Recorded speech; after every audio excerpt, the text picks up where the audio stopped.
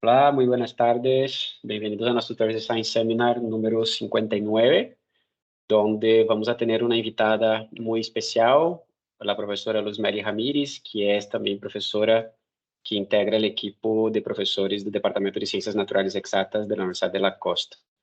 Bienvenida, profe. De verdad, de antemano, muchas gracias por aceptar participar de ese ciclo de seminarios. En el último seminario de este año de 2020, o presentação de um professor de nosso equipo. Assim, profe, que vou acá ler de maneira muito breve, quizá alguns de tus companheiros e assistentes já te conozcam bem, sepam um pouco de tu história, de tu formação, outros quizá não. Então, é para que todos te conozcamos um pouquinho mais. Bueno, a professora Luz é físico, egresada da Universidade do Atlântico em Barranquilla, tem uma maestria em física aplicada da Universidade do Norte e também em ciências naturais com ênfase em física. A professora ha sido joven investigadora durante 2 anos consecutivos em 2 projetos diferentes. Ha realizado seu estudo de doutorado com uma beca de consciências. Tuvo um reconhecimento de tesis meritória cum laude. A professora é professora a tempo completo na Universidade de la Costa. Está vinculada ao nosso departamento de Ciências Naturais Exatas. E seu interesse científico está enfocado no estudo teórico das propriedades físico-químicas de nanomateriais, com o fim de proporcionar uma guia útil para o desenho e fabricação de futuros dispositivos com o mínimo de impacto ambiental. Profe, bem-vinda. De verdade, muitas graças por aceitar essa invitação. Todo o espaço é tuyo, profe, e ao final te apoio com as perguntas e com a moderação. Bueno, a todos, muchas gracias, primero por la invitación, segundo, gracias por estar aquí presente. Los profesores, la verdad, les agradezco mucho que estén aquí y espero pues que a todos les guste la charla y se motiven por mirar esta parte del estudio de esta parte de nanomateriales. Bueno, la charla la he titulado Estudio Teórico de Propiedades Físicas de Nuevos Materiales Bidimensionales. Les voy a hablar de uno de los materiales bidimensionales que trabajé durante mi trabajo doctoral, durante la tesis doctoral. Entonces, la charla consta de una breve introducción, la motivación, el por qué estudiar estos materiales y ese tipo de estructura, la metodología que se llevó a cabo durante la investigación, los resultados que se obtuvieron de ello, las conclusiones a las cuales llegamos respecto a estos materiales y obviamente tenemos algunas perspectivas que se están trabajando, ¿sí? Bueno, antes de empezar me gustaría preguntar, ¿mi cursor se observa bien? Es lo único que... Sí, profe. Sí, okay. Sí se observa bien. Ok, muchas gracias. Bueno, bueno, los materiales bidimensionales, ¿sí? Son una de las áreas más activas en investigación de nanomateriales. ¿Por qué? Debido a su potencial de integración en dispositivos electrónicos como son los sensores químicos, las celdas solares, los transistores, los LEDs. Entonces, todos estos dispositivos son dispositivos que requieren de nanomateriales. Y el grafeno aumentó el hecho de estudiar estos nanomateriales, porque es que el grafeno es un material especial, en verdad tiene propiedades físico-químicas fascinantes, tiene bueno, pues un transporte de electrones altísimo. Sin embargo, él tiene un inconveniente, tiene un pequeño inconveniente y es esa pequeña brecha de energía. Él no tiene brecha de energía, ¿sí? Él es un semimetal. Entonces, como no tiene una brecha de energía, es un material que no es efectivo para el uso de transistores. Entonces, se han venido estudiando nuevos materiales bidimensionales, entre ellos lo que son los materiales monoelementales 2D, como silicene, germanene, estanene. Todos esos son del grupo 4.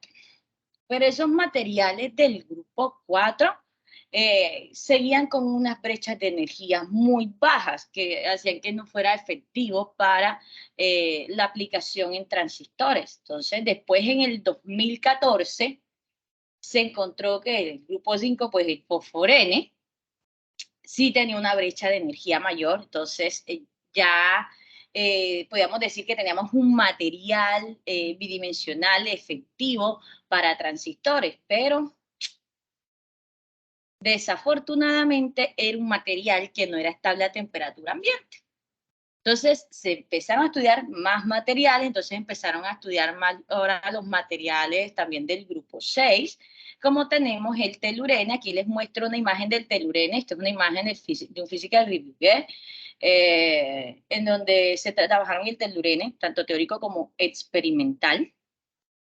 Y efectivamente encontraron que él sí era estable a temperatura ambiente. Entonces, de ahí el hecho que se vengan estudiando cada vez, que se siga pues estudiando los materiales bidimensionales, entre ellos los monoelementales. Cuando hablo de monoelementales, quiere decir que son materiales en 2D compuestos por átomos iguales, ¿sí? No combinados, sino átomos iguales. Eso por una parte. En la investigación se ha venido estudiando eso en el área de nanomateriales. Eso ha llamado mucho la atención. Pero hay otro punto interesante en estos últimos años que también ha venido llamando la atención de los investigadores, y son los materiales termoeléctricos. ¿Qué son los materiales termoeléctricos? Entonces, los materiales termoeléctricos son materiales que son capaces de convertir la energía calórica en energía eléctrica. Eso hacen los materiales termoeléctricos. Para poder saber si tenemos un buen material termoeléctrico o un material termoeléctrico tiene una buena eficiencia para generar esa conversión, se mide lo que es la figura de mérito adimensional. La figura de mérito adimensional, designada con la letra ZT, depende del coeficiente Sievert, de la conductividad eléctrica, de la temperatura y de la conductividad térmica del sistema, cuya conductividad térmica está compuesta por la conductividad térmica efectuada por los electrones y la efectuada por los fonones, que se le llama conductividad térmica de la red.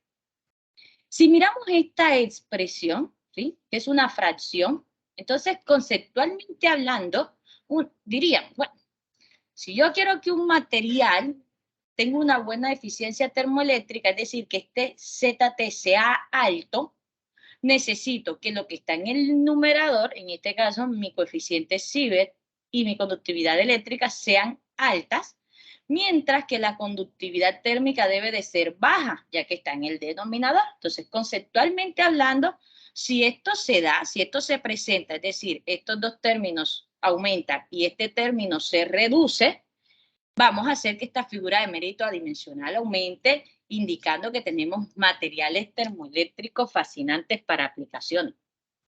Pero eso no es tan sencillo. ¿Y por qué no es tan sencillo? Entonces, no sé por qué no es tan sencillo. Porque la ley de Weismann-Frank me muestra que hay una relación directa entre la conductividad eléctrica y la conductividad térmica electrónica. Es decir, este término y este término están estrechamente relacionados y tienen una relación de proporcionalidad directa entre ellos. Como tienen una relación directa, observando la ley de Weismann-Frank, que me muestra que hay una relación entre ellos, entonces eso ha hecho que no se pueda aumentar, el aumento pues, de los estudios termoeléctricos no haya crecido tan rápido, sino que va paulatinamente, ya que se ha tenido que venir estudiando distintos enfoques, ¿sí?, para poder mirar cómo se puede lograr que esta figura de mérito adimensional aumente, ya que no es tan sencillo debido a la relación que hay entre la conductividad eléctrica y la conductividad térmica electrónica.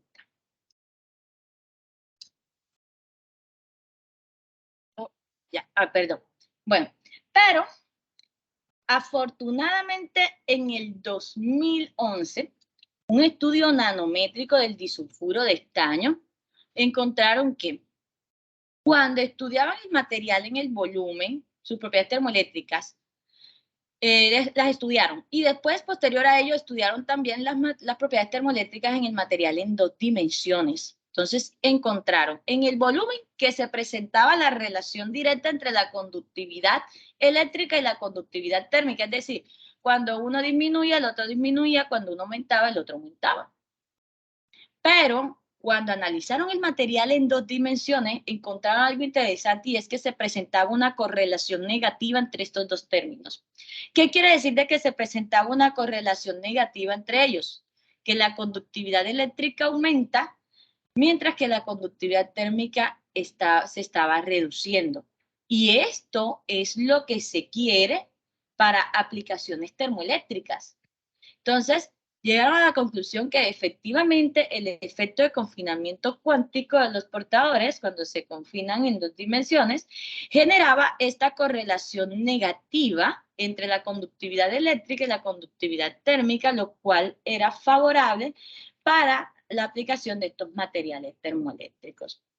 A raíz de este estudio, se empezaron a estudiar otros enfoques entonces con el fin de seguir pues aumentando esa figura de mérito adimensional para poder obtener materiales con propiedades termoeléctricas fascinantes.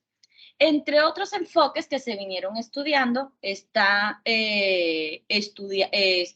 estudiar materiales que estaban conformados por átomos masivos, es decir, con peso molecular grande. Entonces empezaron a estudiar también materiales del grupo 5, grupo 6, y eso es lo que motivó este trabajo que les voy a mostrar, y es que yo les voy a hablar del selenene. El selenene es un material en 2 dimensiones conformado por átomos masivos, ¿sí? Que son el selenio. Entonces lo que estábamos tratando de hacer en este trabajo, ¿sí? Es tener en cuenta estos 2 enfoques que se estudiaron para poder aumentar la figura de mérito adimensional. Todos estos sistemas están compuestos por muchos electrones y muchos núcleos, ¿sí? Que presentan interacciones columbianas entre ellos, ¿sí? El hamiltoniano que describe estos sistemas es el hamiltoniano que tengo aquí, la expresión que está al inicio. Un hamiltoniano donde se tiene en cuenta la energía cinética de los iones, la energía cinética de los electrones y las energías columbianas entre electrón-ion, electrón-electrón, ion-ion. Esta ecuación que ustedes observan ahí al inicio, que es la que me describe estos sistemas de muchos cuerpos, es una ecuación que no tiene solución analítica, no tiene. Y eso conlleva que se tengan que utilizar aproximaciones, ¿sí?, que reduzcan la complejidad de esta ecuación. Una de esas aproximaciones es la aproximación de Bohr-Oppenheimer. La aproximación de Bohr-Oppenheimer se justifica en que la masa de los núcleos es mucho mayor que la masa de los electrones. Por ende, los electrones se mueven más rápidos que los núcleos. Esto permite desacoplar, ¿sí?, el sistema electrónico del sistema iónico, reduciendo esta expresión a tener un hamiltoniano electrónico, el cual sigue siendo aún un sistema complejo de resolver debido a la interacción electrón-electrón que sigue estando en el sistema. Pero es un problema que ya es un problema tratable y que se puede tratar de los métodos que existen para tratar este tipo de expresiones de hamiltoniano electrónico. Tenemos lo que es los métodos de primero principio o de manera más específica la teoría del funcional densidad. La teoría funcional de densidad es una teoría de primer principio que ha logrado ser eficaz para poder caracterizar materiales. Es una teoría que se basa, con la cual se calcula, pues de manera más específica, se calcula la energía total del sistema, donde la energía total depende de la densidad. Y la densidad que minimiza esta energía es la densidad del estado fundamental. Para poder calcular esa densidad, entonces lo que se hace es que se resuelven las ecuaciones autoconsistentes de Conchamp para un electrón en presencia de una densidad electrónica. Eso es lo que hace la teoría funcional de densidad. Reducir este sistema que no se puede tratar, que no tiene solución analítica, ¿sí?, que es un sistema de muchos cuerpos interactuando, a pasarlo a un problema tratable, ¿sí?, el cual sí tiene, sí se puede resolver y con el cual se pueden caracterizar materiales. Bueno, para poder llevar a cabo la investigación se utilizaron algunos paquetes numéricos como es BAS, Volstat, PhonoPy, hay otro que también utilicé y no lo ubiqué allí que es PhonoTripy, ¿sí? Entonces, en estos sistemas utilicé la teoría del funcional densidad, potenciales GGA y también utilicé potencial híbridos y se tuvieron en cuenta interacciones o fuerzas van der Waals en el sistema. Bueno, yo les dije que ahora que están hablando de la motivación, que les voy a hablar del selenene. Pero para poder hablar de este material tan hermoso, que es el selenene, primero tuvimos que obtener este material en 3 dimensiones. Entonces, el material en 3 dimensiones, ¿sí? Que sería el selenio, pues el selenio está compuesto por átomos que están unidos por enlaces covalentes y ellos están formados por cadenas helicoidales entre sí. Entonces se forman cadenas helicoidales y estas cadenas helicoidales entre ellas presentan interacciones van der Waals. Esta es una estructura trigonal A8, ¿sí? Compuesta por 3 átomos por celda unidad. Entonces aquí lo que hice fue utilizar más átomos para poder mostrar cómo se ven las cadenas helicoidales que presenta esta estructura trigonal. Entonces, para hacer la charla un poquito más corta, yo nada más les voy a mostrar lo más interesante que son el material en 2D, que es el selenene. Pero para poder llevar a cabo este estudio en 2D, también se realizó el estudio en 3 dimensiones de la estructura, ¿sí? Pero este es un estudio que aún está todavía en sometimiento, que es en el 3D hay algunas propiedades que no están publicadas todavía, entonces está todavía a espera o a respuesta de la revista. El que les voy a hablar, que es el selenene, sí ya está publicado, entonces de él les quiero contar que este material es interesante. Encontramos propiedades fascinantes. Pero como es un material que no se ha obtenido de manera experimental todavía, es un material que teóricamente no lo habían estudiado, entonces teníamos que encontrar su estructura estable. Por ello, analizamos 3 estructuras. Entonces, analizamos la estructura, lo siento, se salió. Okay. Analizamos la estructura alfa, la estructura beta y la estructura gamma. Estas estructuras, todas están compuestas por 3 átomos por celda unidad y están dispuestas en forma así de tricapa. ¿Sí? Alfa es una estructura hexagonal, beta es una estructura tetragonal, mientras que gamma es una estructura hexagonal. Parecía alfa, pero son distintas porque tienen números de coordinaciones distintos. Entonces, analizamos estas 3 estructuras para el selenene, que eran las posibles estructuras que se pueden obtener a la hora de analizar y mirar a la estructura en el volumen. Dijimos, bueno, teniendo en cuenta el volumen, podemos obtener estas 3 estructuras, son las estructuras posibles que se pueden tener de él.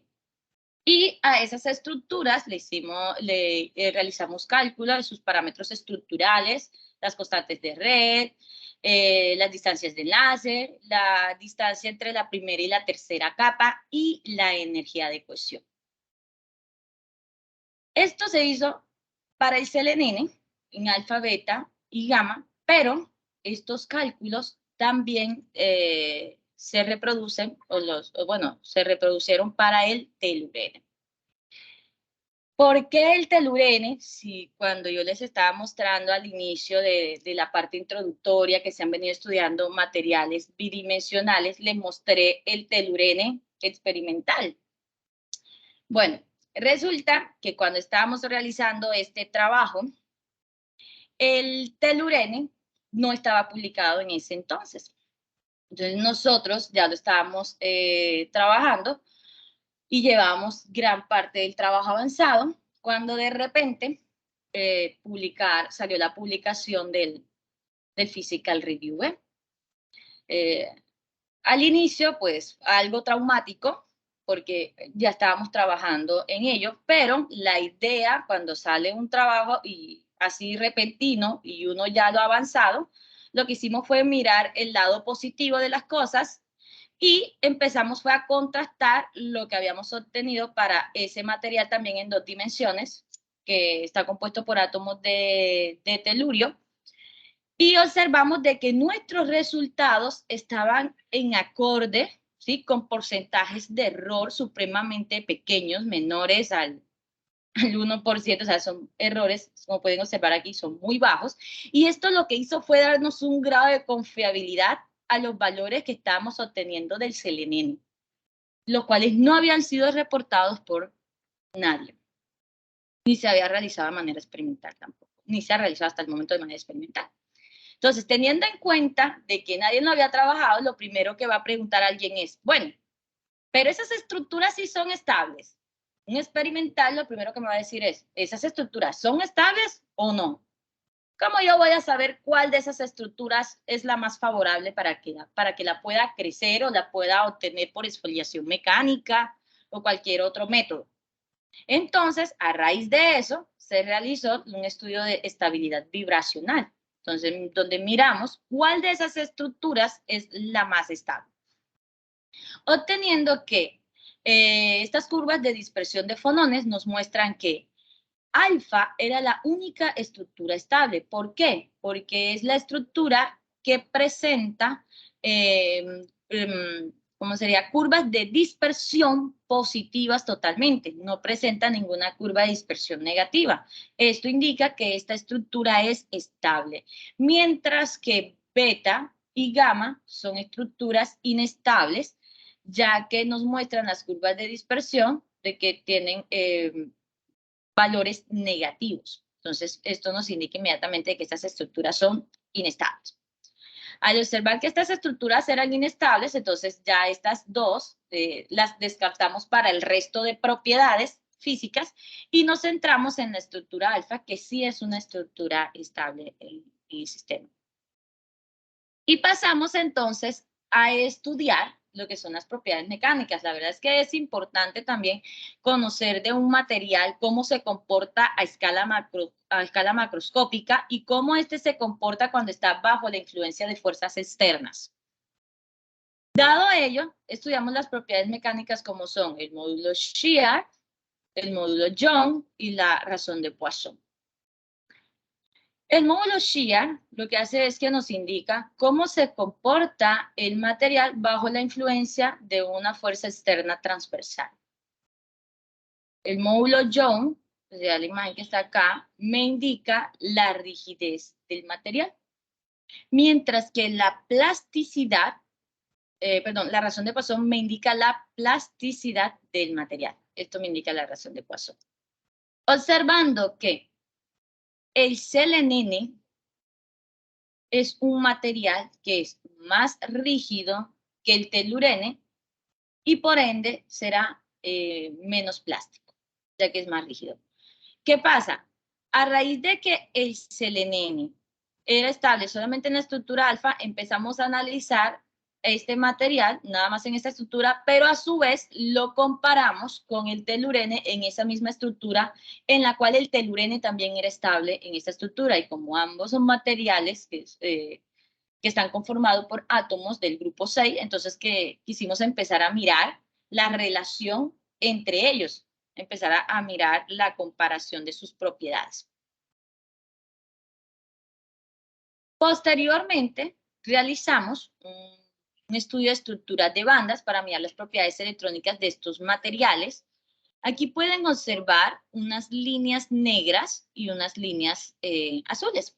Bueno, las líneas negras son estructuras de bandas que se realizaron con el potencial PV, mientras que las azules se hicieron con HS. Bueno, ¿cuál es la diferencia de estos potenciales? ¿Por qué usar dos potenciales? El potencial PV es un potencial que tiene en cuenta la aproximación de gradiente generalizado, es decir, tiene en cuenta a la hora de hacer el cálculo la densidad del sistema y el gradiente de ella, es decir, la derivada de la densidad. Eso cuando se hacen cálculos de estructuras de banda, el ideal es mirar la brecha de energía, que la brecha de energía va desde el máximo de la banda de valencia al mínimo de la banda de conducción. Entonces, aquí observamos de que, a diferencia del CNN, del grafeno, el CNN sí tiene una brecha de energía. Aquí está, sí tiene una brecha. Y esto es favorable a la hora de utilizar estos materiales, ¿sí? Para transistores. Entonces, me indica que va a generarse una mayor efectividad en el sistema, en los materiales, ¿sí? Bueno, pero este potencial, que solamente tiene en cuenta la densidad y el gradiente de la densidad de su derivada, es un potencial que subestima la brecha de energía, es decir, da un valor menor del que se puede obtener experimentalmente. Eso indica que la subestima. Entonces, hay otros potenciales híbridos, como es el potencial HSE, que es el que está con rayitas azules. Ese potencial HSE es un potencial que lo que hace es que le hace una corrección al potencial PV, porque tiene en cuenta también la energía de intercambio de Hartree-Fock, del 25% aproximadamente, con GGA, y eso hace de que se genere una corrección en la brecha de energía. Entonces, miren que la forma de las curvas son igualitas, las formas son las mismas, pero la brecha, es decir, el punto o el desplazamiento que va desde el máximo de la banda de valencia el máximo hasta el mínimo de la banda de conducción, es mayor en las rayitas azules que en las rayitas negras. Y es porque las rayitas negras utilizó un potencial que subestima la brecha de energía, mientras que el HSE, que es un potencial híbrido, hace una corrección de esta brecha de energía. Entonces, por eso se genera ese aumento. Lo que tiene ese potencial HSE es que computacionalmente es más costoso que PV, entonces en algunos trabajos por eso a veces no lo usan, y es porque computacionalmente es muy costoso.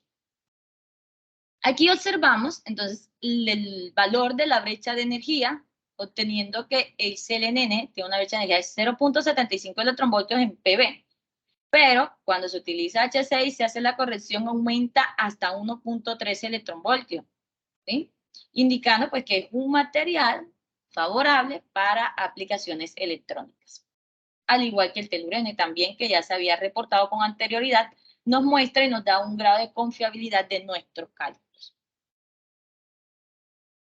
Con relación a las propiedades térmicas, entonces después, bueno, vamos a mirar las propiedades térmicas para mirar si están acorde con lo que se espera de manera teórica. Teóricamente uno espera que cuando uno tiene un sistema, a medida que se aumenta la temperatura, el grado de desorden del sistema aumente. Y al aumentar el grado de desorden en el sistema, eso quiere decir que la entropía va a aumentar.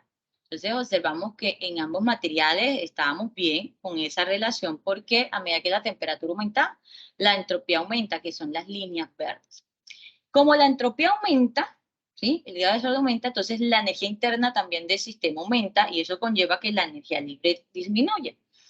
Y aquí entonces vamos a tener que la energía libre disminuye a medida que la temperatura aumenta, que son las líneas moradas. Con relación a la capacidad calorífica, observamos que esta aumenta rápidamente hasta llegar a una temperatura, en ambos casos, aproximadamente temperatura ambiente, y posterior a ello se mantiene casi que constante, sin sobrepasar el límite de Dulong-Petit, que es lo que se esperaba también de manera teórica, indicando que todos los parámetros térmicos concernientes a mi sistema estaban bien, estaban acorde a lo que se espera de manera teórica.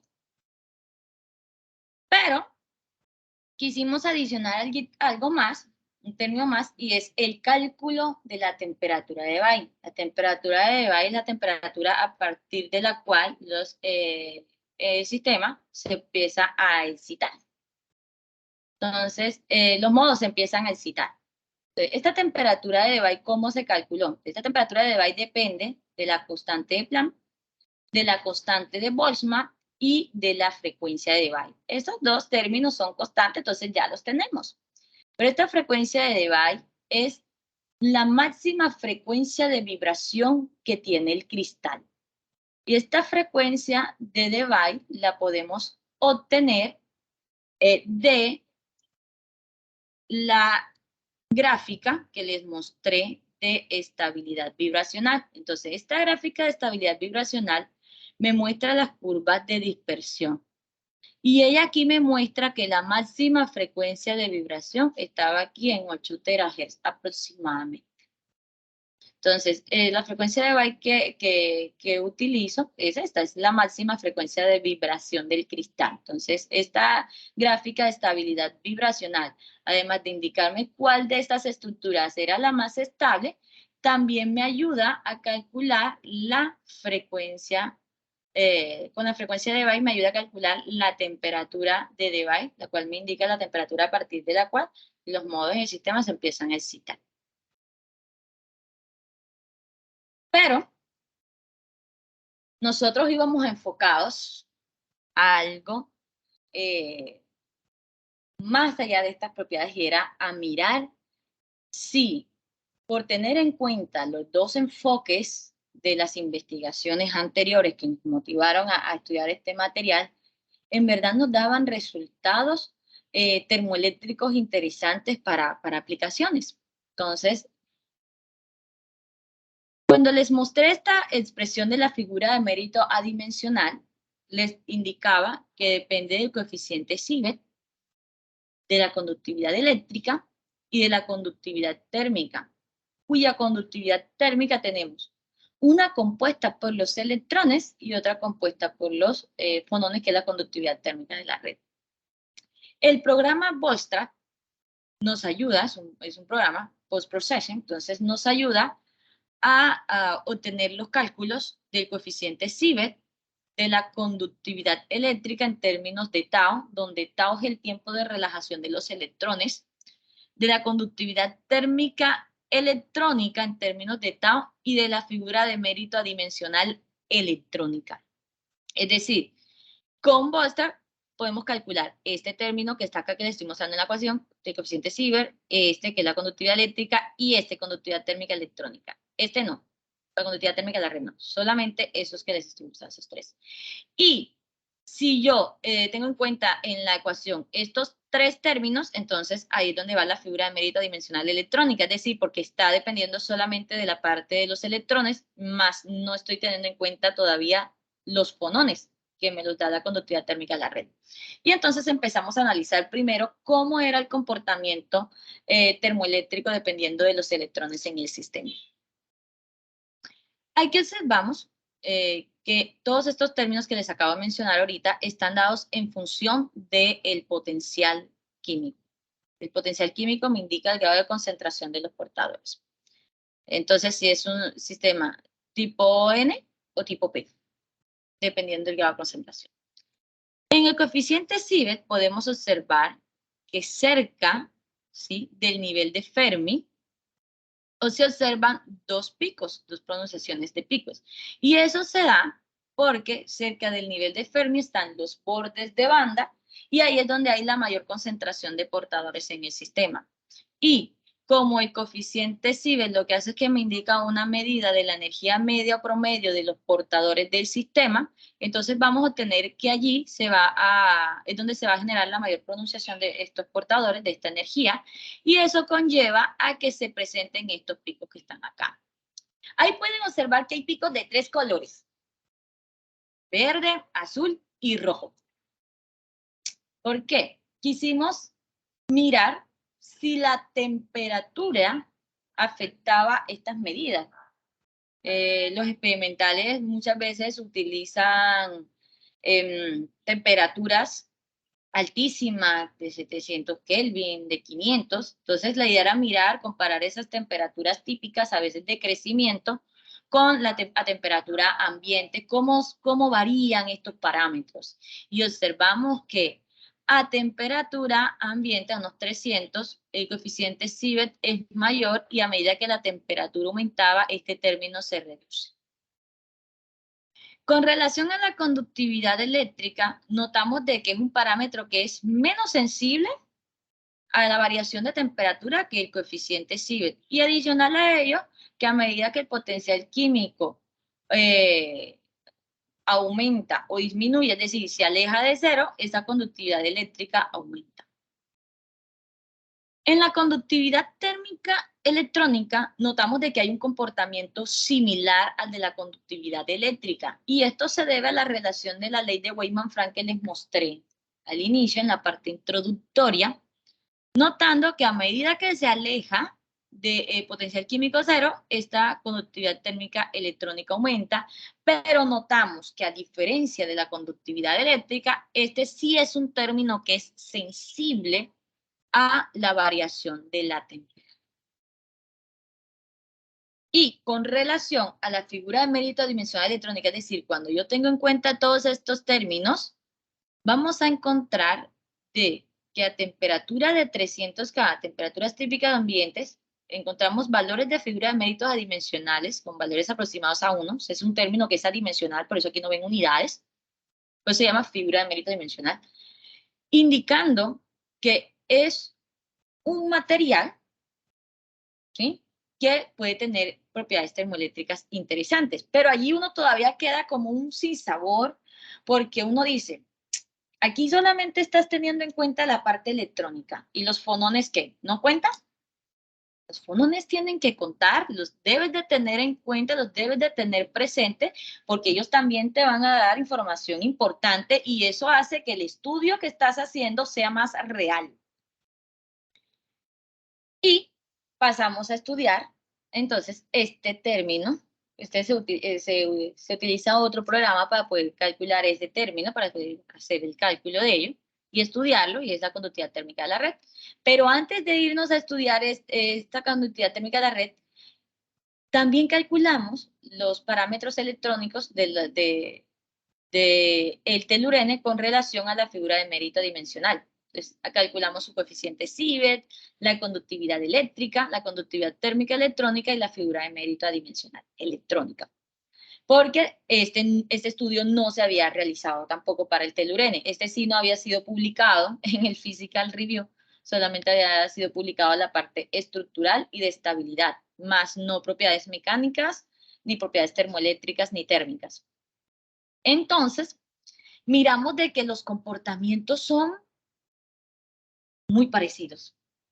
Mirábamos, cuando estábamos haciendo el estudio, mirábamos y decíamos, pero es que encontramos casi diferencias, o sea, de los picos, el ancho de estos son muy, muy, muy iguales, el valor máximo y la figura de mérito dimensional, y eso se debe a algo, y es a que la parte electrónica del selenio y del telurio son iguales. Entonces eso hace de que toda esta parte o todos estos parámetros que conciernen a la parte electrónica de estos materiales sean muy, pero muy parecidos. Entonces, para poder decir cuál de estos dos materiales era mejor termoeléctricamente, teníamos que calcular esa conductividad térmica de la red y salir de la duda. Y eso fue lo que hicimos. Ahí nos ayudó el programa PhonoTripy, que calcula ecuaciones diferenciales de segundo y tercer orden. Entonces, ese programa nos ayudó a calcular la conductividad térmica de la red en función de la temperatura, y encontramos que el selenene presenta una conductividad térmica de la red más baja que el telurene. Eso indica que el selenene tiene propiedades termoeléctricas más interesantes que el telurene. Porque eso es lo que queremos. Este término, que es la conductividad térmica de la red, está en el denominador. Entonces, entre más bajo es, mayor va a ser esta figura de mérito dimensional, y eso me va a indicar que los parámetros termoeléctricos de ese material son mejor. Entonces, aquí encontramos dos cosas interesantes. La primera, que el selenene era mejor que el telurene.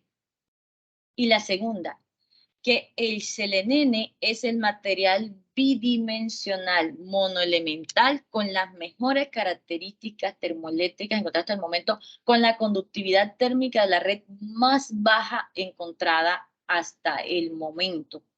Y eso fue lo que hizo que este trabajo sea tan importante, la verdad, y interesante. Adicional a ello, quisimos mirar si efectivamente el efecto de confinamiento cuántico en los materiales afectaba los parámetros termoeléctricos y de manera más específica afectaba la conductividad térmica de la red. Entonces calculamos la conductividad térmica de la red para los materiales en el volumen, es decir, en 3 dimensiones, y para los materiales en 2 dimensiones. Y cuando hicimos el contraste de los dos, efectivamente, las líneas, la anaranjada y la verde que ven aquí, que no tiene orillitas negras, son los materiales en 2 dimensiones. Mientras que los que están acá arriba son en 3 dimensiones. Es decir, el efecto de confinamiento cuántico de los portadores favorece los parámetros termoeléctricos de un material, ya que reduce la conductividad térmica de la red del sistema. Entonces también comprobamos ello. Todos estos resultados fueron publicados en este Journal Internacional de Química Cuántica, y la verdad, estoy muy satisfecha con este trabajo por eso, porque es el material monoelemental con las mejores características termoeléctricas encontradas en el momento, porque es el que tiene la conductividad térmica de la red más baja, y adicional a ello, es un material que es estable, que corroboramos con estabilidad vibracional, que es estable, y que se puede obtener del material en el volumen, y en el volumen el selenio está en abundancia. Entonces es un material que se puede obtener en la dirección 001 de ese material en el volumen. Conclusiones, pues yo creo que ya las dije con todo lo que he hablado cada vez que voy llegando a una propiedad. Entonces, nuestras grandes conclusiones. La primera, pues, el predecir la estabilidad de la monocapa de selenio, porque es la primera vez que se predice la estabilidad de este material. Segundo, pues encontrar que tanto el selenene, la monocapa de selenio, y el telurene, pues tienen estructuras electrónicas con carácter semiconductores, son semiconductores indirectos, y esas características de semiconductor son favorables para aplicaciones electrónicas y optoelectrónicas. Con relación a sus parámetros elásticos, pues encontramos que el telurene pues, es un material más blando que el selenene, digamos, que son materiales pues, que pueden resistir una gran fuerza exterior pues, actuando sobre ellos. Con la temperatura de Debye, pues se obtiene una temperatura de Debye menor en el telurene, y esto se debe a la relación de su peso atómico comparado con los átomos de selenio que constituyen el selenene. Y la última y gran conclusión, siempre dicen que lo último queda para el final, y es que los resultados de los parámetros termoeléctricos del selenio y telurene nos muestran que son materiales favorables para aplicaciones termoeléctricas, es decir, son materiales que nos muestran una alternativa para la generación de energía y de refrigeración. Son materiales que son amigables, que nos muestran que pueden ser amigables con el medio ambiente y inclusive utilizarse para aplicaciones electrónicas. Prospectiva. Bueno, como les mostré, ya ese artículo está publicado, pero todo no queda allí, porque después empezamos a pensar lo siguiente, y es, todo tiene defectos. Nosotros tenemos defectos, los materiales también tienen defectos. Tienen bastantes defectos. Pueden tener incorporaciones, pueden tener vacancias, pueden tener absorción, ¿sí? No vamos a tener un material bidimensional ideal, sin defectos, no va a tener defectos siempre. Entonces, ese estudio que empezamos a llevar a cabo después es el analizar ahora cómo las propiedades físicas, ¿sí?, de este material cambia cuando se tienen presentes defectos en la estructura, defectos como incorporación o como absorción en estos materiales. Mira cómo cambia su propiedad estructural, su propiedad electrónica, sus propiedades termoeléctricas. Y a decir verdad, pues un trabajo que ya está bastante avanzado, ya se está escribiendo, entonces cuando tengamos la oportunidad, en otra ocasión, otra charla, les hablaría de esto, que también es muy interesante, mirar cómo varían las propiedades cuando se tienen en cuenta defectos. Y ojo, no cambian para mal, no siempre los defectos son malos, o sea, cambian y dan propiedades muy interesantes, mejores inclusive en algunas ocasiones que las que ya se tienen cuando se analiza el material, entre comillas, de manera ideal. Bueno, muchas gracias. Espero no haberlos aburrido con mi charla y hablé bastante. Nada, profe, nada aburrido, la verdad, muy interesante. Y varios temas que muchas veces uno escucha y que tarda en entender. Yo creo que fue muy didáctica. Yo que no soy del área he entendido buena parte, en especial la parte más teórica. Obviamente que la parte de los modelos y la parte matemática ya no me alcanza, pero la parte teórica muy didáctica, yo creo que queda muy claro la contribución de tu trabajo, de lo que tú vienes haciendo, y ese es uno de los objetivos también de los seminarios de ciencia, ¿no? Que tú muestre a tus compañeros, al público, el valor, lo que tú vienes generando en términos de ciencia, profe. Entonces, de verdad, te felicito y bueno, abrimos para las preguntas. Invito a los asistentes que quieran formular sus preguntas vía chat, que lo pueden hacer, y los que quieran también interactuar con la profesora Luz, pueden solicitar la palabra, que nosotros habilitamos el micrófono. Acá, profe Luz, ya hay la primera pregunta de la profesora Claudia. Te felicita por la charla y habla así. Tengo una pequeña inquietud con respecto a tu última conclusión. ¿Cómo va el proceso de escalar el uso de esa nueva forma de energía? Bueno, la verdad es que ya se están utilizando, o sea, los materiales termoeléctricos ya se están usando. De casualidad, no estoy segura si fue el Apolo 12, creo que es así, llevaba un material termoeléctrico, solo que es un material que es más usado, que es el telurio, tiene bismuto, telurio de bismuto, que es el más usado. Entonces, y es el que con el que se están empezando a hacer todas estas pruebas de materiales termoeléctricos. Entonces, el disulfuro de telurio es el que se está usando para este tipo de aplicaciones iniciales. Pero lo que se quiere es tener materiales que cada vez sean más favorables y que no pierdan sus propiedades electrónicas, que ese es el otro punto.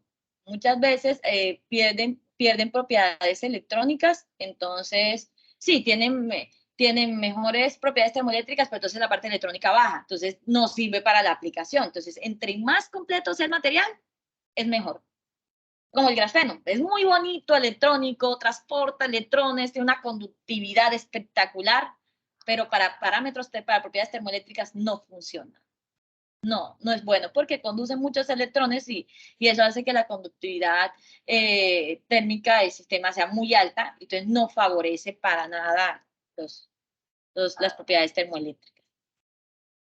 Gracias, profe. Profe, yo creo que voy a aprovechar mientras los compañeros y asistentes hacen nuevas preguntas.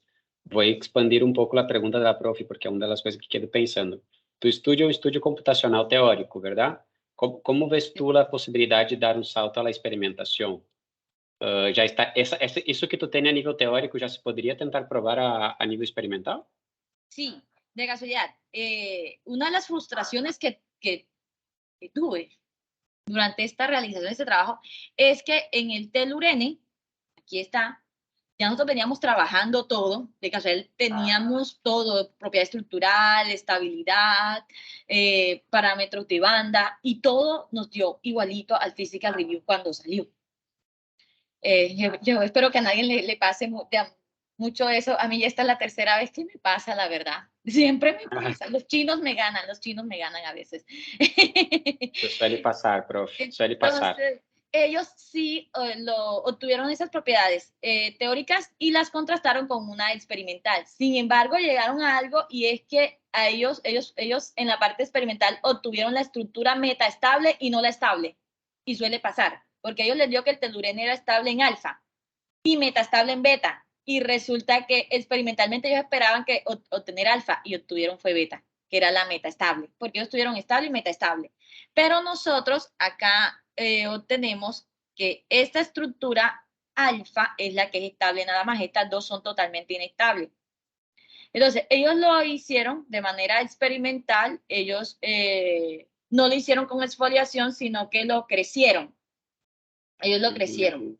Y cuando lo crecieron, yo pienso que les dio la estructura metaestable fue porque también influye el sustrato que se tiene para hacer el crecimiento de la estructura. Y el sustrato tiraba a dar una estructura tetragonal y no hexagonal.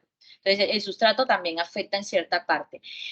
Con respecto al de nosotros, que este es alfa, sí se puede obtener de manera experimental y es porque cuando este que es en el volumen, si yo lo miro desde este ángulo, la estructura que se forma es exactamente esta.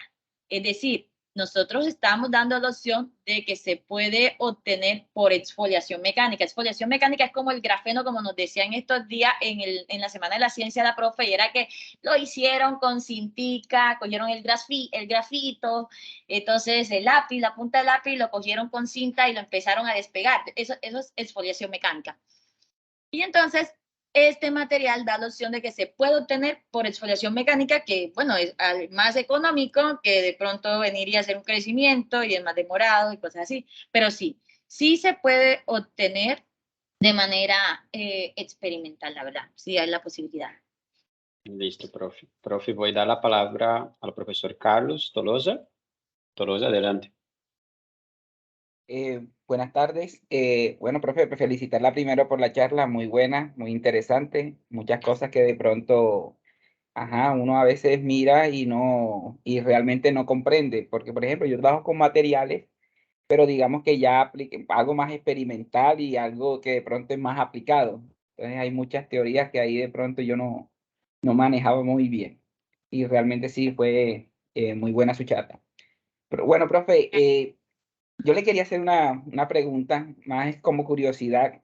Usted habló sobre la parte de defectos al final en una de los trabajos posteriores. Sí, Que se... Aquí está la perspectiva, profe. Exactamente.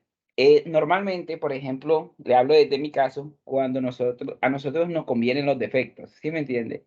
Porque esos defectos nos generan ciertas características que son importantes para nosotros, sobre todo la parte de las propiedades ópticas. A veces la gente cree que los defectos son malos y no, aquí hay defectos interesantes. Entonces yo quería preguntar, aunque usted la tiene como trabajos futuros ahí, si de pronto usted tiene información de esa parte de trabajos anteriores o a partir de pronto de lo que usted piensa de que esos defectos, cómo pueden afectar ese tipo de propiedades en estos materiales. Yo feliz, yo creo que sí. No se me va a apagar todavía el computador. Tengo 4% todavía. Entonces, bueno, aquí tengo. Déjame minimizo. No quiere salir. Bueno, voy a salir acá. Momento. Sí, tengo todo. O sea, cambian y cambian bastante y cambian interesante. Entonces, quiero mostrarlo. Creo que por aquí tengo. ¿Dónde estás? ¿Dónde estás? A veces soy como que muy ordenada. En mi escritorio, Entonces, aquí tengo un poco, sino que lo tengo en el trabajo, o sea, lo tengo en sometimiento. Está esperando, por eso no lo mostré allí, pero está en sometimiento. Y si quiero mostrarle un poquito, por ejemplo, la parte electrónica, cómo la cambia, o la parte termoeléctrica. La verdad la cambia y la cambia. Mi computadora a veces es como yo, muy rápido. Ya, lo siento.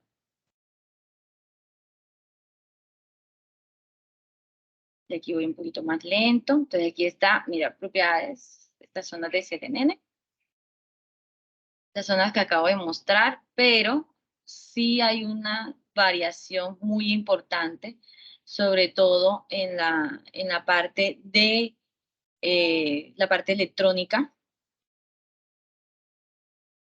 y en la parte termoeléctrica. Entonces, aquí están los defectos.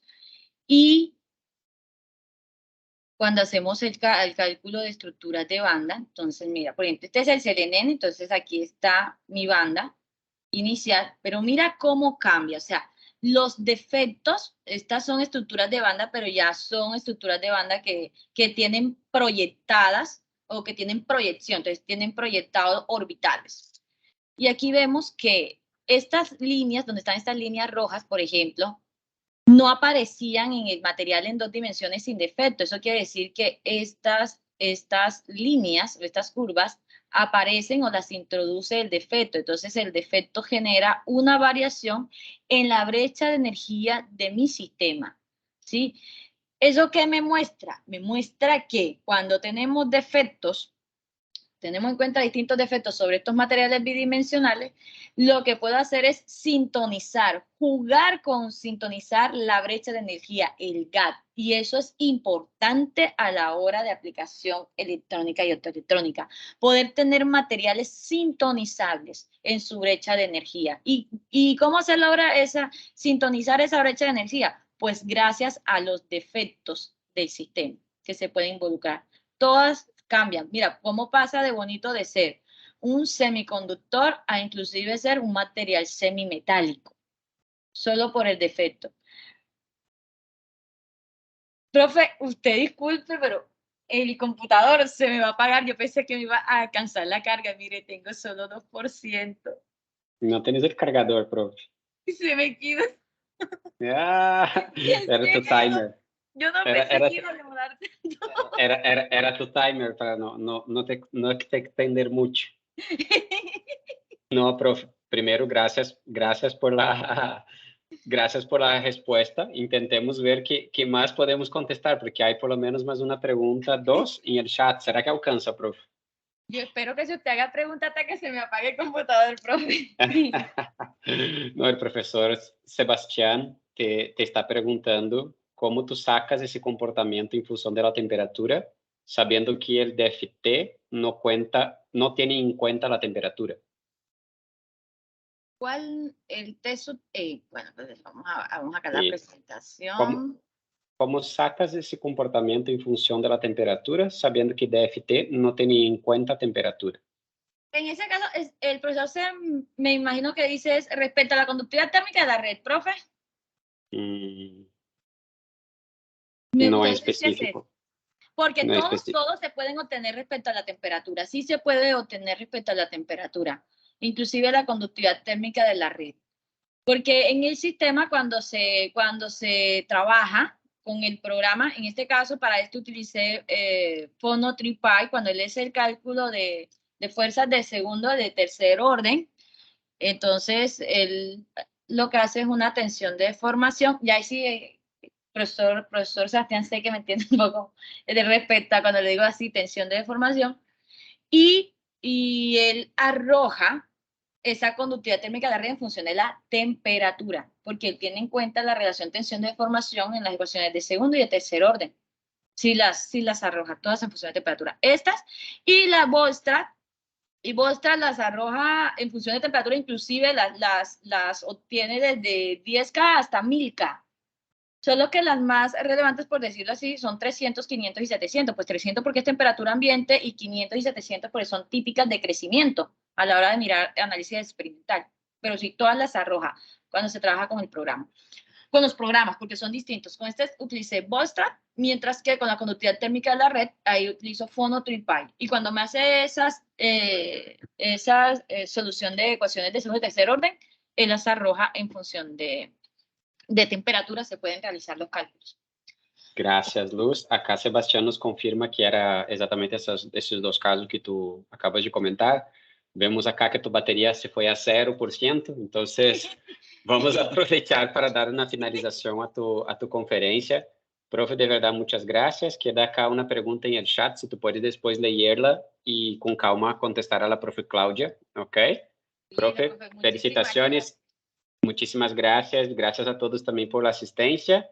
Nos vemos pronto con el último Thursday Science Seminar del año, con más una ponencia internacional. Muchas gracias, profes. Feliz noche.